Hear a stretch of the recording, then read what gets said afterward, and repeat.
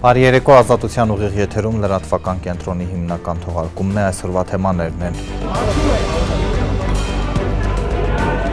Դատարանը քննում է եկեղեցում վարչապետի հետ միջադեպի մասնակից 18-ամյա երիտասարդին կալանավորելու միջնորդությունը։ Ադրբեջանը կրկին հայերին ցեղասպանության համար է մեղադրում։ Սամվել Կարապետյանը ընտրություններին կմասնակցի հանրությանը ոչ շատ հայտնի կուսակցությունների հետ դաշինքով։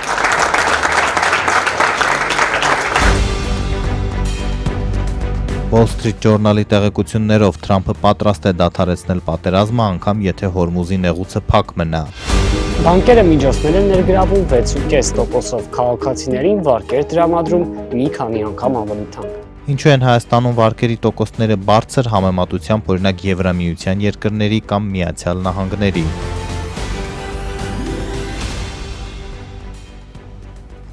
Նախ տեղափոխվենք կենտրոնի դատարան, որտեղ որոշվում է Սուրբ Աննա եկեղեցում Կիրակի վարչապետի հետ միջադեպի մասնակից 18-ամյա եղբայրներից մեկի խափանման միջոցը իրավապահները միջնորդել են երկամսյա կալանք կիրառել։ Մյուս եղբայրն ազատ է արձակվել գրավով եւ Հայաստանից չհեռանալու պայմանով։ Երևանի ընդհանուր իրավասության առաջին ատյանի դատարանում այժմ քննվում է քննչականի միջնորդությունը 18-ամյա Դավիթ Մինասյանին կալանավորելու վերաբերյալ։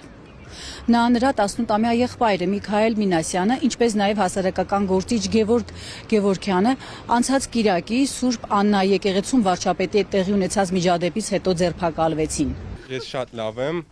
իմ հանդեպ լավ են վարվել, խնդրում եմ էլ ուրիշ հարցեր չտակ, չպատասխանեմ։ Երրորդյա ձերբակալությունից հետո այսօր քննչականը ազատ արձակեց Միքայել Մինասյանին 5 միլիոն դրամ գրավի եւ բացակայելու արգելքի դիմաց։ Նրան, ինչպես նաև Միքայելին եւ Գևորգ Գևորգյանին այսօր առավոտյան քննչականը մեղադրանք առաջադրեց։ Մոր եւ փաստաբանների խոսքով Դավիթը կալանքի հետ անհամատեղելի հիվանդություն, չբացահայտված ալերգիա ունի, մայրը պնդում է, որ նրան շուրջօրյա խնամքի է հարկավոր։ Դավիթին արդեն տեղափոխել են դատարան։ 18-ամյա Դավիթ Մինասյանը մեղադրվում է խուլիգանության եւ պաշտոնյայի քաղաքական գործունեությունը խոչընդոտելու նպատակով նրա նկատմամբ բռնություն գործադրելու համար։ Եղբայրը Միքայելը մեղադրվում է աջակցելու, իսկ Գևորգ Գևորգյանը կազմակերպելու համար։ Մեղադրանքը հաստատվելու դեպքում նրանց սպառնում է 2-ից 5 տարվա ազատազրկում։ Ընդհանրապես պատարագի է մասնակցել, հիմա մեղադրանքի բովանդակությունը չեմ ուզում, որպեսզի ինձ վարույթից հեռացնեն։ Դպրոցական եղբայրների փաստաբաններն այսօր առավոտյան չէին կարողանում մուտք գործել քննչական եւ միայն մուտք գործեցին Մարդու իրավունքների պաշտպանի միջամտությունից հետո։ Մի քանի ժամ տևած հարցաքննությունից հետո Միքայել Մինասյանը ազատ արձակվեց, իսկ Դավիթ Մինասյանին արդեն տեղափոխեցին դատարան, քանի որ կա կալանքի միջնորդություն։ Փաստաբան Վարդուհի Էլբակյանը մեղադրանքի բովանդակությունից նախաքննության փուլում իրավունք չունի խոսելու, բայց շեշտում է տղաները հանցագործություն չեն արել, ընդհանրապես ամեն Կիրակի եկեղեցի են այցելում։ 12-րդ դասարանի տղաներ են, էլի, չէին էլ կարող քաղաքական գործունեությամբ զբաղվեն, որևէ քաղաքական գործչի հետ կապ չունեն։ Կարող է եւ որոշակի քաղաքական ենթատեքստ փորձ էլի եմ ասում կատարվեց մտցնել, բայց երեխաների, տղաների, եթե անգամ եւ կա, տեսեք ասում եմ, եթե անգամ եւ կա, դա քաղաքական ինչ որ ենթատեքստ չուներ իրանց կողմից կատարվածը։ Սուրբ Աննայի միջադեպի կադրերում երևում է, թե ինչպես են հավատացյալներով Լեբլեցու եկեղեցում վարչապետի անվտանգության աշխատողները դեպի ելք ճանապարհ բացում, երբ եղբայրներից մեկը բողոքում է իրեն իր տեղից հեռացնելու համար, ինչից հետո ձեռքը մեկնում է վարչապետի ուղղությամբ։ Կադրերում երևում է նաև, թե ինչպես է Դավիթը ենթադրաբար անվտանգության աշխատակցի հարվածից վայր ընկնում ու հետո ոտքի կանգնում։ Փաստաբանը պնդում է, վարչապետին ուղղված հարված չի եղել, այնինչի համար քննչականը մեղադրում է Դավիթին եւ փորձում 2 ամսով կալանավորել։ Փաստաբան Էլբակյանն ասաց, որ Դավիթի վայր ընկնելուց հետո փորձաքննություն է նշանակված։ Հարված չի եղել, այդ մի բանը հաստատապես հայտարարեմ։ Այն ինչը որ կադրերում տեսել եք, դա հարվածի նմանվող կամ եւ այլն անընդհատ շոշափվեց հարված չի եղել։ Ինչ որ գործողություն կա, բայց որը դա հարված չի։ Ում ինչ քննչականը եկեղեցում տեղի ունեցածը որակում է կազմակերպված հասարակական գործիչ Գևորգ Գևորգյանի կողմից, այսօր ստորագրության եւ 5 միլիոն դրամի դիմաց ազատ արձակված Գևորգյանը պնդեց, ինքը տղաներին չի ճանաչում, պարզապես նրանց պես եւս հաճախ եկեղեցի է այցելում։ Գործողությունները հետո որ իրենք հասկացում են, որ ես իբր կազմակերպել եմ եւ հետո դաշնասնալիցո, հա, պաշտոնատար անձին, այսինքն երբ որ տեսել եմ ինչ որ հարվածում են երիտասարդին, ձեռքից բռնել եմ, ասել եմ դուրս եկեք, եկեղեցում sense բաներ չեն անում։ Փաստաբաններն անդրադարձան նաև առաջադրված հոդվածին։ Ինչպես կարող է քաղաքացին խոչընդոտել վարչապետի գործունեությանը եկեղեցում։ Փաստաբաններն ասացին, խուզարկել են տղաների բնակարանը, փորձելով գտնել ինչ-որ ապացույց, որը կփաստի, թե կազմակերպված փորձել են խոչընդոտել Փաշինյանին։ Ոչինչ չեն հայտնաբերել։ Համաձայն որոշման փնտրում էին ուրեմն վարչապետի քաղաքական գործունեությանը միջամտելուն ուղղված բռնության եւ խուլիգանության Գևորգ Գևորգյանի կողմից կազմակերպված,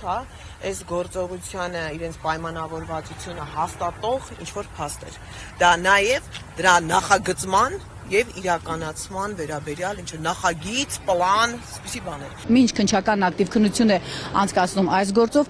մեկ այլ դպրոցականի ձերբակալման մասին է ահազանգում փաստաբան Ռուբեն Մելիքյանը, պատմեց, որ Կիրակի նույն օրը մեկ այլ դպրոցականի են ձերբակալել, երբ նա տնից դուրս է եկել աղբը թափելու եւ տեսել է վարչապետի ավտոշարասյունը, թքել է այդ ավտոմեքենայի վրա։ Աղբը թափելու դուրս է գալի, այդ շարասյունը բանը տեսնում է եւ մոտենում է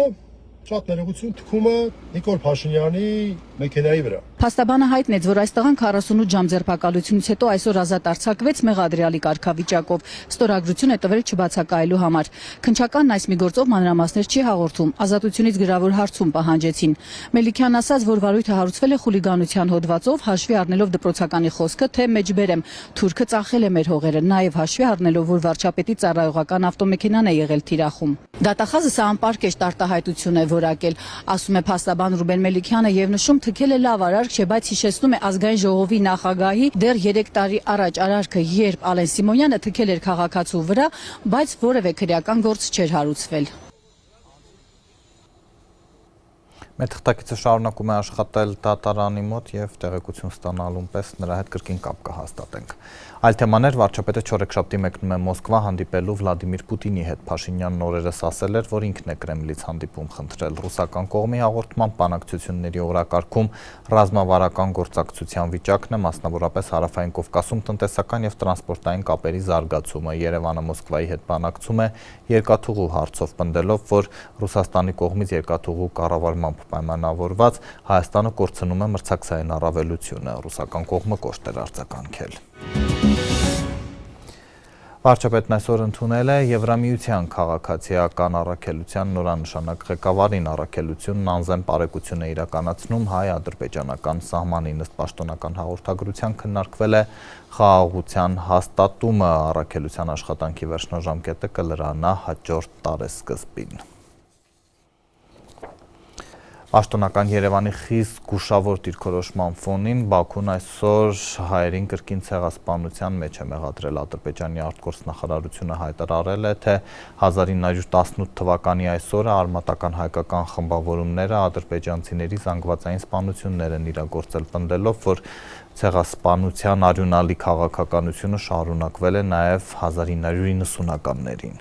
Ես որպես Հայաստանի Հանրապետության վարչապետ ընդհանրապես հրաժարվում եմ այսպես կոչված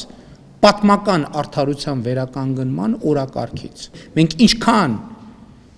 գնացինք պատմական արդարության հետևից, այնքան առերեսվելու ենք նորանոր պատմական անարդարությունների։ Մինչ Հայաստանի վարչապետը փակում է պատմական արդարության էջը, դա համարելով վնասակար խաղաղության համար, Ադրբեջանը երկրորդ օրն է հայերին մեղադրում է այսպես կոչված ցեղասպանություն անելու համար։ Այսօր Ադրբեջանի արտգործնախարարությունն է հայտարարություն տարածել, թե 108 տարի առաջ մեջբերեմ արմատական հայկական խմբավորումները ադրբեջանցիների զանգվածային սպանություններ են իրագործել, մեջբերման ավարտը։ Երեկ էլ օմբուդսմեն Սաբինա Ալիևան էր միջազգային կազմակերպություններից եւ ՄԱԿ-ից պահանջել, ինչպես ձևակերպել էր 1918 թվին հայերի կողմից ադրբեջանցիների դեմ կատարված էթնիկ զտումները ճանաչել որպես ցեղասպանություն։ Ես այդ խոսույթը համարում եմ վնասակար, որովհետև մենք կարանք ասենք էթնիկ զտում, իրանք էլ ասցի հայլային ստանանք էթնիկ զտում, հետո ցեղասպանություն, հայլային ցեղասպանություն, հայլային ամեն ինչը հայլային, դա նշանակում է մուտք գործել կոնֆլիկտի ճանապարհ։ Քաղաքացին հարց է տալուց, լավ, եթե այդպես է խաղաղությունը համաձայնության եք եկել, ո՞նց է Ադրբեջանը շարունակում նույն նարատիվները խոջալու, մարտի 31, այսպես նույն նարատիվներով խոսել, դրա ապահովագրության համար փորձում էր չկմեղալան։ Ընդդիմադիր Հայաստան խմբակցության падգամավոր Գեղամ Մանուկյանն ասում է, Ադրբեջանն առաջին տարին չի անում նման հայտարարություն։ Կարծում է Նիկոլ Փաշինյանը մի քանի օր առաջվա իր խոսքով փորձում էր կանխել Բաքվի երեկվա եւ այսօրվա պնդումները։ Բայց իրականում Փաշինյանի ասածը հանցանք է մարդկության դեմ, ոչ թե միայն Հայաստանի Հանրապետության դեմ։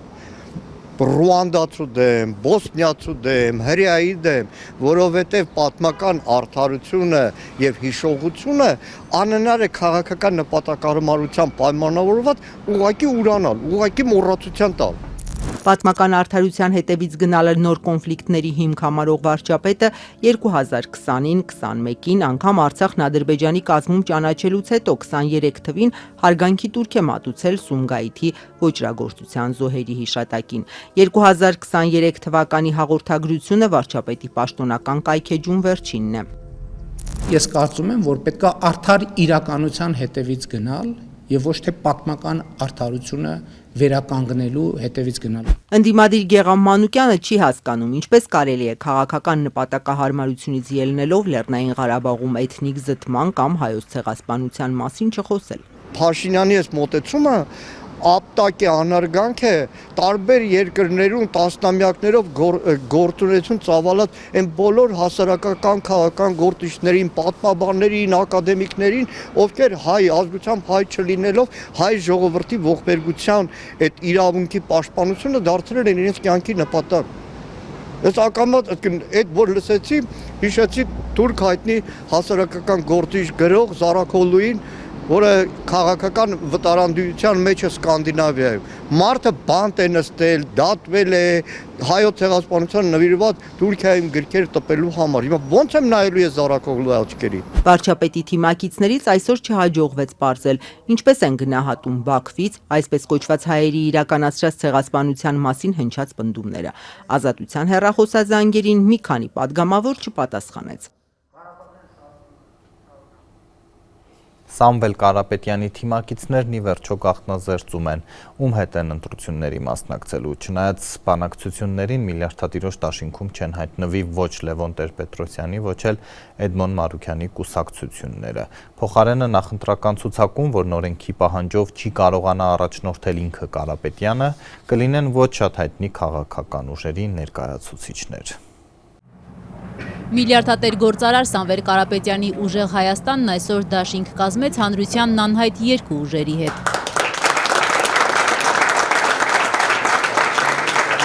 Ուժեղ Հայաստան Սամվել Կարապետյանի հետ անվանումով դաշինք կազմելու մասին հուշագիրը Նարեկ Կարապետյանը ստորագրեց Նոր դարաշրջան կուսակցության նախագահ Հարություն Հարությունյանի եւ Միավորված հայեր կուսակցության պատվավոր նախագահ լիազոր ներկայացուցիչ Նաիրի Սարգսյանի հետ։ Ովքեր են այս ուժերը եւ ինչու միլիարդատեր գործարարը ամիսներ տևած բանակցություններից հետո որոշեց ընտրություններին մասնակցել վերջին տասնամյակում քաղաքական գործընթացներում գրեթե ակտիվություն չցուցաբերած ուժերի հետ։ Բավականին դժվար որոշում կայացրեցինք մեր հանգիստ կյանքը փակելու եւ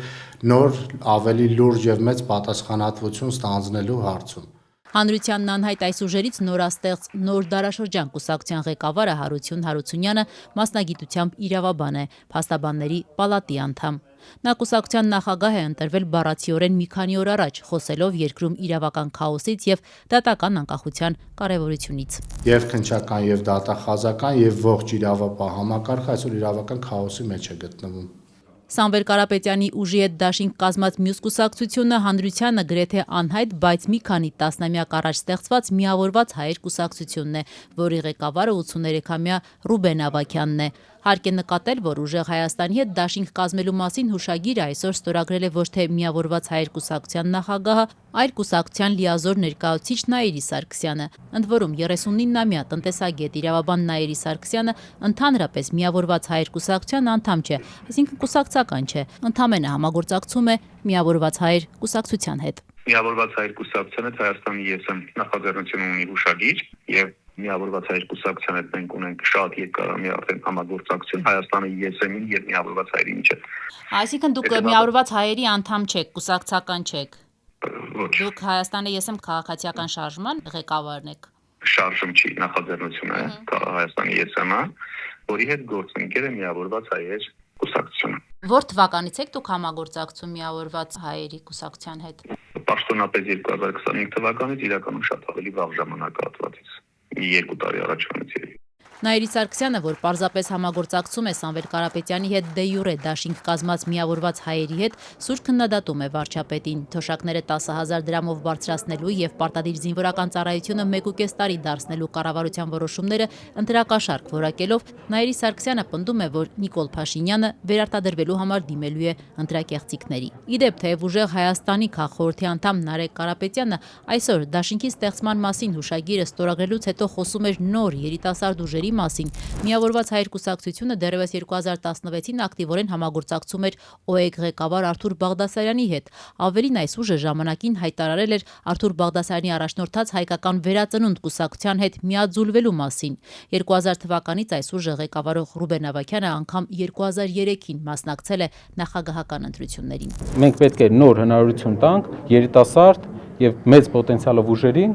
Նարեկ Կարապետյանը պնդում է, թե կուսակցությունների ընտրության հարցում հաշվի են առել արհեստավարժությունն ու մասնագիտական կարողությունները։ Քաղաքական գործիչները պետք է չլինեն պրոֆեսիոնալ քաղաքական գործիչներ միայն, պետք է անցած ճանապարհ ունենան, որպեսզի կարողանան հասկանան ոլորտները։ Հենց պրոֆեսիոնալիզմի հիմքի վրա մենք ստեղծել ենք մեր միավորման տեսլականը։ Հուշագիրը ստորագրած քաղաքական կուսակցությունները հայտարարում են, որ միավորվում են ուժեղ Հայաստան կուսակցության քաղաքական օրակարգի եւ նախընտրական ծրագրի շուրջ եւ գործելու են, մեջբերում եմ, պետականության ամրապնդման, ազգային եւ հոգեվոր արժեքների պաշտպանության, տնտեսական կայուն զարգացման եւ համերաշխության ապահովման սկզբունքների վրա։ Կհաջողվի նորաստեղծ դաշինքին հաղթել ընտրություններում, ավելին մեծամասնություն կազմել եւ փորձել վարչապետ ընտրել Սամվել Կարապետյանին, ինչի մասին հայտարարում է ուժեղ Հայաստանը։ Հունիսին ժողովուրդը անկասկած ընտրելու է Սամվել Կարապետյանին Փաշինյանի փոխարեն։ Դաշինքի անդամներից Նաիրի Սարգսյանը կարծում է, որ այդ հարցի պատասխանը կախված է ընդդիմության աշխատանքից։ Կհաջողվի թե չի հաջողվի, կախված է մեր գործողությունների։ Ընդդիմության աշխատանքից է կախված, հավաքական աշխատանքից է կախված, երբ եւ ինչպես տեղի կունենա իշխանափոխությունը։ Վստահ եմ, որ մեր դաշինքը մեզ հնարավորություն կընձեռնի հայլուն հաղթանակ տանելու ընդդեմ այսօրվա գործող իշխանության։ Ուժեղ Հայաստան Սամվել Կարապետյանի հետ դաշինքի մյուս անդամ նորաստեղծ Նոր դարաշրջան կուսակցության ղեկավար եւ քաղաքականություն մի քանի օր առաջ ոտք դրած Հարություն Հարությունյանի հետ զրուցել չհաջողվեց։ Նա մեր զանգերը ողջ օրվա ընթացքում անպատասխան թողեց։ Մինչ այդ իրավապահները երեկ հայտնեցին, թե Սամվել Կարապետյանի թիմակիցները Արմավիրի մարզում ընտրակաշարք են բաժանում։ Ժամեր անց արդեն այսօր վարչապետը հատուկ եթեր մտավ, դա փաստ ներկայացրեց, բայց գործը դեռ նախաքննության փուլում է։ Ընդդիմադիր գործչի գրասենյակը ձայնագրությունները որակում է մոնտաժված, գործը շինծու։ Դատարանը մերժել է մեր ձևով շարժման գրասենյակի 3 աշխատակիցներից 2-ին կալանավորելու միջնորդությունը։ Երրորդի դեպքում էլ քննիչների պահանջած 2 ամսվա փոխարեն 1 ամսյա կալանք է կիրառվել։ Նրանք ըստ իրավապահների մեղադրվում են ընտրակաշարք տալու եւ ստանալու համար։ Այս գործով զբաղվող փաստաբաններից Վահան Հովանիսյանը մինչդեռ պնդեց, մեր ձևովի աշխատողները ոչ մի ընտրակաշարքի հետ կապ չունեն։ Աշխատել են այդ գրասենյակում եւ ստացել աշխատավարձ։ Խոսում են տարբեր անձինք, դրանք մեկը տարբեր տեղերից կտրված, մոնտաժված, մեկը մյուսին միացված ինչ-որ հաղորդագրություններ են։ 3 ընտրական հանցագործությունները քննող իրավապահ կառույցը մի հաղորդագրություն տարածեց, պնդելով, թե բացահայտել են ընտրակաշարքի դեպք։ Ըստ իրավապահների գործարար Սամվել Կարապետյանի առաջնորդած ուժը Արմավիրի մարզի Մեծամոր համայնքում գրասենյակ է բացել, գրանցել ձևական աշխատակիցների եւ նրանց հանձնարարել հավաքագրել մարդկանց, ովքեր ընտրություններին կքվեարկեն ուժեղ Հայաստան կուսակցության օգտին։ Հակակոռուպցիոն կոմիտեն պնդում է, թե ընտրակաշարքի փաստը քողարկելու համար այդ անձանց տրամադրվող գումարը ձևակերպվել է որպես աշխատավարձ։ Փաստաբանը սակայն հակադարձում է, ինչպես հրապարակված ձայնագրության, այնպես էլ գործին առնչվող նյութերում ընտրակաշարք բառն անգամ չկա։ Ես հարում եմ ինչ-որ քաղաքական ուժի, ստանում եմ այդտեղից աշխատավարձ, ինչ-որ գործունեության համար, օրինակ կրկնում եմ, բուկլետներ բաժանելու համար։ Բուկլետներ բաժանելու համար ինձ 180 անձ ասում է, որ ես գալու եմ ընտրեմ ձեր քաղաքական ուժին։ Ես գնում եմ ասում մեր քաղաքական ուժի տվյալ կառույցի ղեկավարին, օրինակ, որ այդ 180 անձը մեզ են գալու ընտրեն։ Դա նշանակում է, որ այդ 150,000 դրամը ես ստացել եմ, որ տամ այդ անձանց, որ այդ անձին կան ընտրեն մեր քաղաքական ուժի։ Իսկ առավելագույնը, ինչը որ ասում էր վարույթ իրականացնող մարմին, դա այդ էր։ Հակակոռուպցիոն կոմիտեի հրապարակած ձայնագրության մեջ լսվում է, թե ինչպես են ինչ-որ մարդիկ քննարկում գրանցվելու աշխատավարձ ստանալ չստանալու հարցը։ Մեկը դժգոհում է եւ ասում, թե իր աշխատանքի դիմաց պետք է աշխատավարձ վերանայեն, մեկ ուրիշն ասում է, թե ինքը հունվար ամսվա համար փող առհասարակ չի ստացել։ Մի դրվագում էլ 180 հոգու մասին է հիշատակվում։ Ախպերս ինչ տվել են քեզի տուր կամուձան թոբերի ցավը տանեմ։ Այդ 180-ներ տարտուր քպեին տոտան քեզի ցավը տանեմ։ Փաստաբանի պնդմամբ այդ ձայնագրության մեջ լսվող խոսակցություններն ամբողջությամբ աշխատանքային հարաբերությունների մասինն են։ Եթե այդ հարաբերությունների հիմքում ըստ փաստաբանի չկա աշխատանքային պայմանագիր կամ այլ իրավական փաստաթուղթ, ապա այստեղ առավելագույնը կարող է խոսք գնալ աշխատանքային հարաբերությունների խախտման մասին։ Ըստ քննիչի այդ տրված աշխատավարձը չի ֆիքսվել, բայց սա հարցի մի կողմն է, մյուս կողմն է, որ այդ գումարը վերցվել է արդյոք քվեներ բերելու համար, թե ոչ։ Եթե անձը ստացել է աշխատավարձ, այդ աշխատավարձի դիմաց պարտավորվել է կատարել ինչ-որ աշխատանքներ, օրինակ բուկլետներ բաժանել, օրինակ իրազեկման ակցիայի շրջանակներում դռների արանքը կամ ցանկապատների վրա օրինակ որոշակի քարոզչական ինչ-որ նյութ տեղադրել։ Դա ամենևին չի նշանակում ընտրակաշառքի մասին։ Եվ մինչ իրավապահները կփորձեն պարզել այս գործի մանրամասները, իսկ դատարան հասնելու դեպքում կորոշվի մարդկանց մեղավորությունը կամ անմեղությունը, վարչապետն արդեն հակակոռուպցիոնի հաղորդագրությունը որակեց մեջբերեմ Տաշիր Սամոյի ընտրակաշառքի ցանց։ Նիկոլ Փաշինյանը Facebook-ի իր էջում հրապարակած կարճ տեսանյութում մեջբերումներ կարդաց երեկվա հաղորդագրությունից եւ պնդեց, թե սա Սամվել Կարապետյանի, Ռոբերտ Քոչարյանի եւ Գագիկ Ծառուկյանի վերաբերմունքն է մարդկանց նկատմամբ։ Ընդ որում Ծառուկյանը, որ 2020 թվականից մեղադրվում էր 2017 թվականի ընտրություններում կաշառք բաժանելու համար, բոլորովին վերջերս արդարացվեց։ Սա ձեզ համար նիժնի տապրի գեղը չի, որտեղ ձեր ավանդույթները կարող եք առաջ մղել։ Դուք 2026 թվականի հունիսի 7-ին ստանալու եք Հայաստանի Հանրապետության քաղաքացու պատասխանը եւ Հայաստանի Հանրապետության քաղաքացին, որին դուք sense թվագրում եք, փաթեթավորում եք, որոշում եք, որ փողով կարակ առնեք եւ ծախեք։ Ձեզ ապրանքի պես փաթեթավորելու է ու դնելու է այնտեղը, որին դուք արժանի եք։ Ու Հայաստանի Հանրապետության համը ձեր բերանուման մնալու։ Մեծամորում ընտրական ապօրինությունների համար ընդդիմադիրներին քննադատող վարչապետ Նիկոլ Փաշինյանին եւ նրա թիմին մինչդեռ հենց այս համայնքում մրցակցային անարդար պայմանների խաղի անհավասար կանոնների համար այսօր մեղադրեցին Արման Թաթոյանի առաջնորդած Միասնության թևեր նախաձեռնությունից։ Ազգային ժողովի ընտրություններին մասնակցելու հայտ ներկայացրած այս ուժի անդամներից Լևոն Չուկակլյանը հայտնեց, մինչ այժմ մեծամորում չեն կարողանում գրասենյակի համար տարածք վարձել։ Մի քանի փորձ արել եւ տապալվել են։ Երբ որ փորձում էին գտնել, տարածքի դերը մեզ պատասխանեց, երկու տարածքի դերեր պատասխանեցին, որ մինչև հուլիս ամիս իրենց վերևներից արդեն իսկ տարածքի վարձակալության գումարի չափով գումար է տրամադրվել, որպեսզի ընդդիմադիրներին վարձակալության տարածք չտրամադրեն։ Ձեզ այդպես ասացին։ Այո, հենց այդպես էլ ասացին հեռախոսով։ Եվ բացի դրանից եւս մեկ դեպք ունեցանք, հաջորդ օրը երբ գտանք քաղաքացի, ով պատրաստ էր մեզ տրամադրել տարածք, իր փաստաթղթերը վերցրեցինք, որպեսզի պայմանագիր պատրաստենք ու կնքենք վարձակալության պայմանագիր, հաջորդ օրը արդեն մեզ զանգահարեց եւ տեղեկացրեց, որ այլևս չի ցանկանում տարածքը տրամադրել։ Թե այս ահազանգի ուղղությամբ ինչ են անում իրավապահները կամ առհասարակ քայլեր ձեռնարկում են, թե ոչ, հրապարակային տեղեկություն չկա։ Լուրերն անընդհատ թարմացվում են Ազատության էջերում, սոցցանցերում, նաև մեր Telegram-ի ալիքում, իսկ լրատվական կենտրոնի երկրորդ հատվածում դիտեք։ Wall Street Journal-ի տեղեկություններով Թրամփը պատրաստ է դադարեցնել պատերազմը, անգամ եթե Հորմուզի նեղուցը փակ մնա։ Բանկերը միջոցներ են ներգրավում 6.5%-ով քաղաքացիներին վարկեր տրամադրում մի քանի անգամ ավելի թանկ։ Ինչու են Հայաստանում վարկերի տոկոսները բարձր համեմատությամբ օրինակ Եվրամիության երկրների կամ Միացյալ Նահանգների։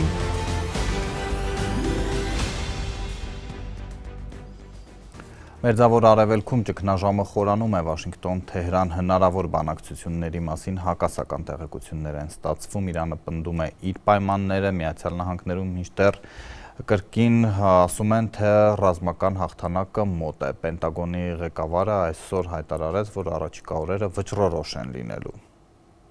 Դոնալդ Թրամփը խիստ քննադատել է եվրոպացի դաշնակիցներին Իրանի հարցում Վաշինգտոնին չոժանդակելու համար։ ԱՄՆ նախագահը նշել է, թե Մեծ Բրիտանիան եւ մյուս երկրները, որոնք Հորմուզի նեղուցում սահմանափակումների պատճառով չեն կարողանում ավիաբենզին ձեռք բերել, երկու տարբերակ ունեն։ Կամ դա գնել ԱՄՆ-ից, կամ մեջբերում եմ ուշացումով քաջություն հավաքել, գնալ նեղուց եւ պարզապես վերցնել այն։ Դուք ստիպված կլինեք սովորել, թե ինչպես են ինքնուրույն պայքարում, քանզի Միացյալ Նահանգներն այլևս ձեր կողքին չի լինի այնպես, ինչպես դուք մեր կողքին չէիք։ Գործի ամենադժվար մասն արված է, գնացեք եւ վերցրեք ձեր նավթը։ Սոցցանցում արած մեկ այլ գրառմամբ Թրամփը քննադատել է նաև Ֆրանսիային, որը ըստ նրա թույլ չի տվել, որ Իսրայել ուղևորվող ռազմական պարագաներով լի ինքնաթիռները թռչեն իր օդային տարածքով։ Սպիտակ տան ղեկավարը զգուշացրել է, Միացյալ Նահանգները չի մոռանա սա։ Մինչ այդ Wall Street Journal-ը գրել էր, թե Թրամփն իր օգնականներին ասել է, որ պատրաստ է դադարեցնել պատերազմը, նույնիսկ եթե փակ մնա Հորմուզի նեղուցը, որտեղով անցնում է աշխարհում սպառվող նավթի մոտ 20%-ը։ Մինչդեռ ԱՄՆ պետքարտուղարը հայտարարել է, որ Վաշինգտոնը թույլ չի տա, որ Իրանն ինքնիշխանություն ունենա Հորմուզի նկատմամբ։ Ալ Ջազիրային տված հարցազրույցում Մարկո Ռուբիոն զգուշացրել է, նեղուցը կբացվի անկախ ամեն ինչից։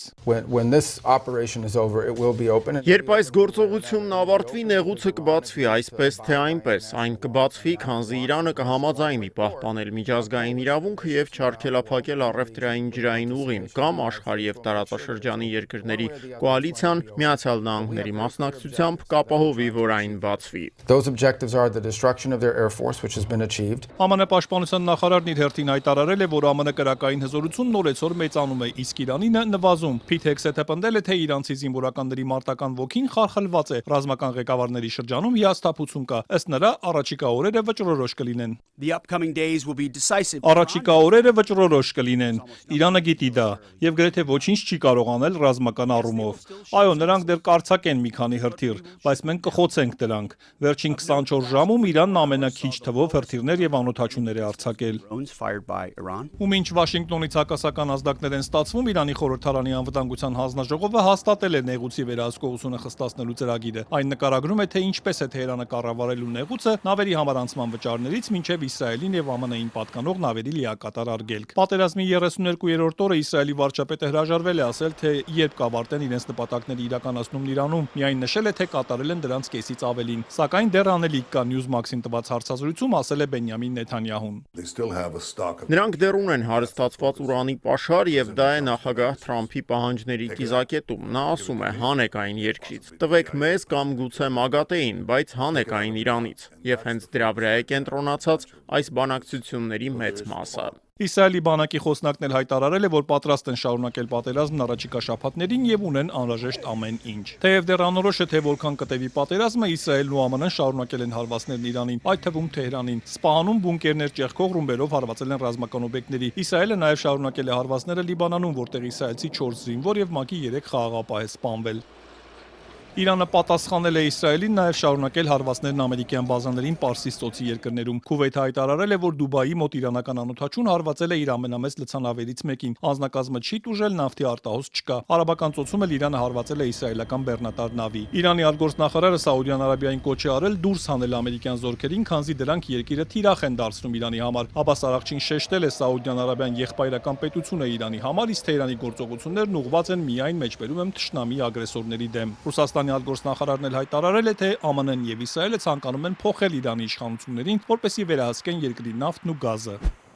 Մերձավոր Արևելքում ընթացող պատերազմը շարունակում է ցնցել համաշխարհային տնտեսությունը։ Նավթը $115-ից ավելի է վաճառվում, իսկ ԱՄՆ-ում նավթի գինն անցել է $100, ամենաբարձրը 2022 թվականից ի վեր։ Ծոցի երկրներում ալյումինի երկու խոշոր արտադրողներին շաբաթավերջին հասցված հարվածներից հետո այս մետաղի գինը հասել է $3400 եւ մոտեցել վերջին 4 տարվա ամենաբարձր ցուցանիշին։ Էներգակիրների թանկացման պատճառով եվրոգոտում գնաճն արագացել է փետրվարի 1.9%-ից մարտին հասնելով 2.5%-ի։ Արժույթի միջազգային հիմնադրամը զգուշացրել է, որ պատերազմը ծանր բեռ է համաշխարհային տնտեսության համար եւ կարող է երկարաժամկետ հետևանքներ ունենալ։ Նավթի եւ գազի գնաճը պատերազմի առաջին ամսում աշխարհում սպառողներին ու բիզնեսներին հավելյալ մոտ 111 միլիարդ դոլար է արժեցել։ Դուբայի եւ Աբու Դաբիի ֆոնդային շուկաները մոտ 120 միլիարդ դոլար են կորցրել պատերազմի հետևանքով։ Եվրամիության արտաքին քաղաքականության ղեկավար Կայա Կալասը եւ Դաշինքի անդամ երկրների արտգործնախարարները ժամանել են Կիև։ Ուկրաինան այսօր նշում է Բուչայի իրադարձությունների տարելիցը։ Արտգործնախարար Անդրեյ Սիբիհան ասել է, որ հանցագործ Ռուսաստանին պատասխանատվության ենթարկելը կենսական նշանակություն ունի Եվրոպայում արդարադատությունը վերականգնելու համար։ Հայաստան վերադառնանք Էջմիածնի քաղաքային այգում Թումո կառուցելու մայրաթոռի նախաձեռնությունը կասկածի տակ է։ Համայնքը տարածքը նախ տրամադրել է եկեղեցուն, հիմա սակայն հրաժարվում է ընթացք տալ շարունակությանը, պնդելով, որ չեն կատարվել ստանձնած պարտավորությունները։ Մայրաթոռում սա համարում են իրենց նկատմամբ հերթական ճնշումը։ Էջմիածնում Թումո կենտրոն բացելու մայրաթոռի ծրագիրը օդում է մնացել։ Ժամանակակից կրթահամալիրի նախագիծը պատրաստ է, ֆինանսական միջոցների խնդիր էլ չկա, բայց կառուցել չեն կարող։ Ըստ մայրաթոռի Վաղարշապատի համայնքապետն է խոչընդոտում։ Կադաստրային արդեն ձևակերպման այդ փուլում պարզ է դառնում, որ համայնքապետը Վաղարշապատի դիմել է կադաստր գործարքը կասեցնելու պահանջով։ Ստեղծարար տեխնոլոգիաների կենտրոնը մայրաթոռի ու բարերարների միջոցներով են կառուցելու։ Նախատեսված է 2000 երեխաների համար։ Կենտրոնի հողատարածքի մի մասը համայնքային սեփականությունն է, դա պետք է եկեղեցուն հատկացնեն, որ սկսեն կառուցել։ Եվ դա մեծ հնարավորություն էր համայնքի շուրջ 2000 եւ ավելի երեխաների համար այդ ժամանակակից կիրառական կրթություն ստանալը եւ նաեւ այդ ոլորտներում հմտանալը։ Նախագծով կրթահամալիրի տարածքը 4500 քառակուսի մետր է, որից 736-ը համայնքային հողատարածքի հատվածն է։ Ավականին անցած հոկտեմբերին այս 736 քառակուսի մետրը անհատույց սեփականության իրավունքով միաձայն օտարել է Հայ Առաքելական եկեղեցուն։ Ավականու անդամներից ոչ մեկը դեմ չի քվեարկել ու հետո պետք է կադաստրով գրանցեին սեփականության իրավունքն ու այստեղից գործընթացը կանգնել է, ասում է մայրաթոռի տեղեկատվական համակարգի տնօրեն Տեր Եսայի Արթենյանը։ Առանց որևէ կոնկրետ պատճառաբանությունը անցած ձգձգվում է։ Ինչ հիմնավորումներով եւ ով է դիմել, որ ավականու որոշմամբ օտարված հողատարածքը սեփականացնելու գործընթացը կասեցվի։ Վաղարշապատի ԿՊԱ-ական ղեկավար Արգիշտի Մեխակյանն է դիմել կադաստրի կոմիտե, հաստատեցին համայնքապետարանից։ Համայնքապետարանը մեղադրում է մայրաթոռին խոստումները չկատարելու համար, թե եկեղեցուն օտարված հողատարածքներն անբարեկարգ են։ Օրինակ Էջմիածնի կենտրոնական զբոսայգու տարածքի մասին է նշել, որ 2005-ից են հատկացրել բարեկարգման, հանգստի ու հոգևոր մշակութային կյանքի կազմակերպման նպատակով։ Թվարկել են եկեղեցուն օտարված հողատարածքներն ու նշել, թե դրանք անմխիթար վիճակում են։ Բոլոր տարածքները տարիներ շարունակ գտնվում են խիստ անմխիթար եւ անբարեկարգ վիճակում, փաստացի զրկված լինելով իրենց նպատակային գործառույթից եւ որևէ կերպ չծառայելով համայնքի զարգացմանն ու հանրային շահերի ապահովմանը։ Այս համատեքստում համայնքապետարանը գտնում է, որ նման պայմաններում նոր առավել լայնածավալ ներդրումային ծրագրերի, այդ թվում քննարկվող նախաձեռնությունների իրագործման վերաբերյալ վստահության բավարար հիմքեր առկա չեն, քանի դեռ չեն կատարվել արդեն իսկ ստանձնված պարտավորությունները։ Համայնքապետարանից պնդում են, թե ԿՊԱ-ական Արգիշտի Մեխակյանը միտումնավոր չի խոչընդոտել։ Անցած շաբաթ էլ ազգային ժողովը օրենքի փոփոխությամբ է հաստատել։ Պետությունը եկեղեցուն սեփականության իրավունքով հողատարածք չի տրամադրի, կտրվի միայն անհատույց օգտագործման իրավունքով։ Մինչև այս փոփոխությունը պետության հողերը մայրաթոռին էին հատկացվում սեփականության իրավունքով։ Մայրաթոռի դիվանապետը սա համարել էր հերթական ռեպրեսիան եկեղեցու նկատմամբ։ Իսկ սրանից առաջ մայրաթոռի հիմնադրած շողակաթ հեռուստաընկերությանը եթերից զրկեցին։ Իշխող մեծամասնությունը օրենքի փոփոխությամբ լուծարեց հոգևոր մշակութային ալիքը։ Արդյոք Թումոյի ծրագրի այս խոչընդոտները քաղաքական նկատառումներով չեն իշխանություն եկեղեցի առճակատման այս փուլում։ Համարում են, որ սա էլ մայրաթոռի դեմ պայքարող վարչապետի հաշվեհարդարն է։ Դե վերջին շրջանում որևէ նման սահմանափակումներ, ոտնձգություններ եկեղեցու հանդեպ մենք տեսնում ենք այդ հակայկեցական այս գործողությունների շրջանակներում բնականաբար։ Եթե հողատարածքի հարցը չլուծվի, Թումո կենտրոնը չի կառուցվելու, վաղարշապատցի երեխաները զրկվելու են տեխնոլոգիական կրթահամալիրից։ Հնարավոր է նախագիծը փոփոխեն ու միայն եկեղեցու սեփական հողատարածքում կառուցեն։ Տեր Եսային դժվարացավ այս հարցին ուղիղ պատասխանել, ընթացքում կերևա ասաց։ Ինչու են Հայաստանում վարկերի տոկոսները զգալի բարձր համեմատությամբ օրինակ Եվրամիության երկրների, Միացյալ Նահանգների, արդյոք պետությունն այստեղ ունի միջամտության գործիքներ թեթևացնելու մարդկանց բեռը։ Ցածր տոկոսադրույքներն առանձին դեպքերում կարող են հանգեցնել մարդկանց պարտքի ավելացման ու վարկային պարտավորությունները չկատարելու ել ավելի բարձր մակարդակի, քանի որ հասարակությունը ցածր տոկոսադրույքների պայմաններում կարծում է, որ կարող է ավելի շատ պարտք վերցնել։ Այս պնդումը ես չեմ հորինել, այլ կարդացել եմ Կենտրոնական բանկի ազատությանն ուղարկած պատասխանում։ Հարցրել էինք, արդյոք գլխավոր դրամատունը վարկային տոկոսների ուղիղ սահմանափակումներ կիրառելու անհրաժեշտություն չի տեսնում։ Եկեք վերհիշենք։ Մոտ 2 ամիս առաջ միասին փորձեցինք պարզել, արդյոք քաղաքացիներին առաջարկվող այսքան բարձր տոկոսադրույքներն արդարացի են, թե բանկերը պարզապես կերշահույթ են ստանում։ Մի կողմից բանկերն իրենց մաքուր շահույթի նորանոր ռեկորդներ են գրանցում, մյուս կողմից հետ քայլ չեն անում։ Ու 16-17 ընդհուպ ավելի քան 23%-ով վարկ էր առաջարկում։ Պարզել էինք, թեև Կենտրոնական բանկը նվազեցնում է վերաֆինանսավորման տոկոսադրույքը, այսինքն բանկերին ավելի մատչելի պայմաններով դրամական միջոցներ տրամադրում, քաղաքացիներին առաջարկվող վարկերը ոչ միայն չեն էժանանում, այլև ընդհակառակը դեռ մի բան էլ թանկանում են։ Բանկերը միջոցներ են ներգրավում 6.5%-ով, քաղաքացիներին վարկեր տրամադրում մի քանի անգամ ավելի թանկ։ Նույն տվյալները համեմատել էինք տասնյակ այլ երկրների թվերի հետ ու պարզել, Հայաստանում այդ տարբերությունը շատ ավելի մեծ է։ Մենք տոկոսադրույքը վեհականորեն նվազեցրել ենք, բայց դրան զուգահեռ երկրում կա 3 տարի բարձր տնտեսական աճով պայմանավորված, արտաքին պահանջարկով պայմանավորված հսկայական պահանջարկ վարկային պրոդուկտների նկատմամբ, այս պայմանությամբ տոկոսադրույքները դեռևս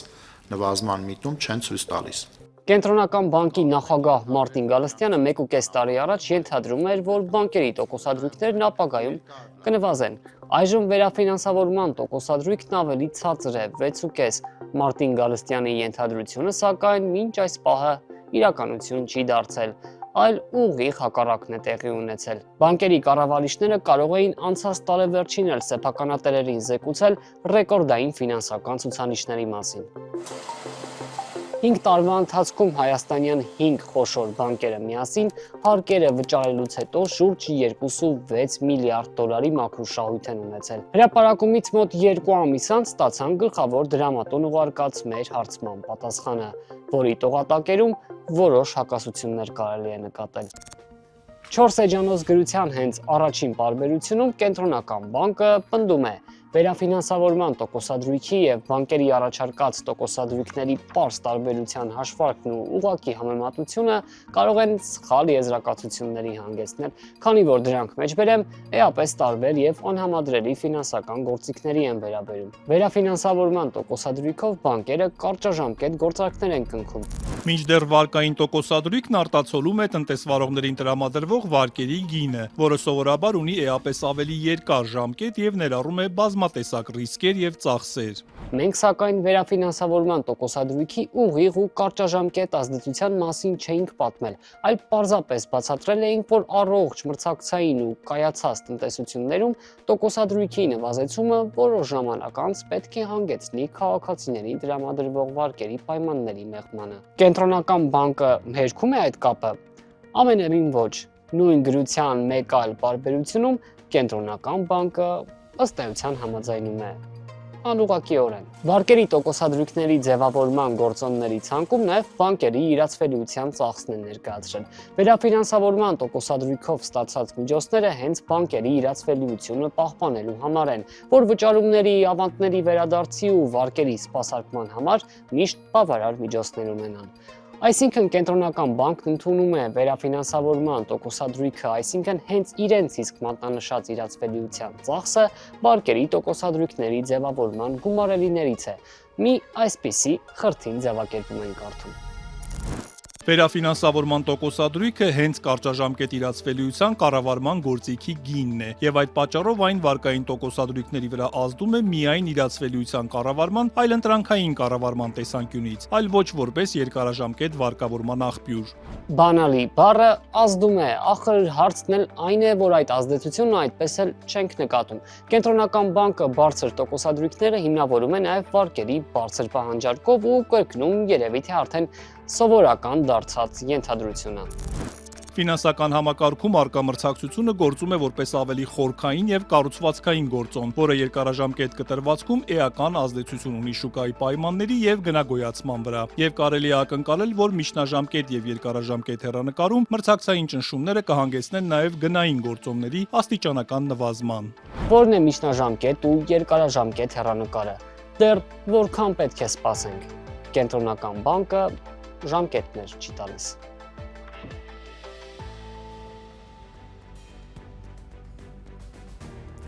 Եթերում այսքանը, օրվա մյուս լուրերի համար բաժանորդագրվեք Ազատության էջերին, սոցիալական ցանցերում կհանդիպենք։